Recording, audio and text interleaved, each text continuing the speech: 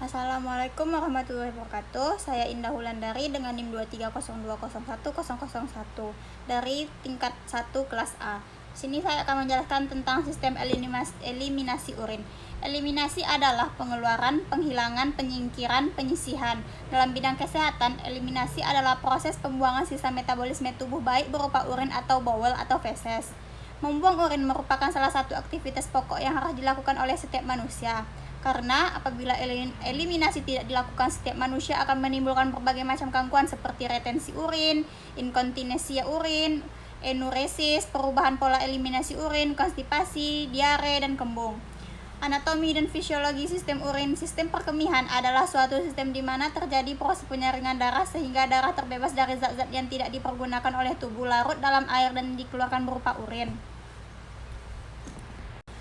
Pertama, ginjal. Ginjal merupakan organ retroperitoneal atau di belakang selaput perut yang terdiri ada ginjal sebelah kanan dan kiri, tulang panggul.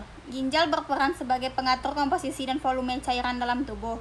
Ginjal juga menyaring bagian dari darah untuk dibuang dalam bentuk urin sebagai zat sisa yang tidak bisa diperlukan oleh tubuh. Bagian-bagian ginjal: 1. Kulit ginjal atau korteks, 2. Sumsum ginjal atau medula, 3. Rongga ginjal atau pelvis renalis. Fungsi ginjal yaitu 1. Mengekspresikan zat-zat sisa metabolisme yang mengandung nitrogen, 2. Mengkreasikan zat-zat yang jumlah yang berlebihan misalnya gula dan vitamin dan berbahaya misal obat-obatan, bakteri, dan zat warna.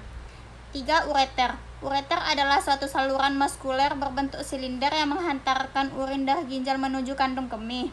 Panjang ureter sekitar 20-30 cm dengan diameter maksimum 1,7 cm di dekat kandung kemih dan berjalan dari hilus ginjal menuju kandung kemih.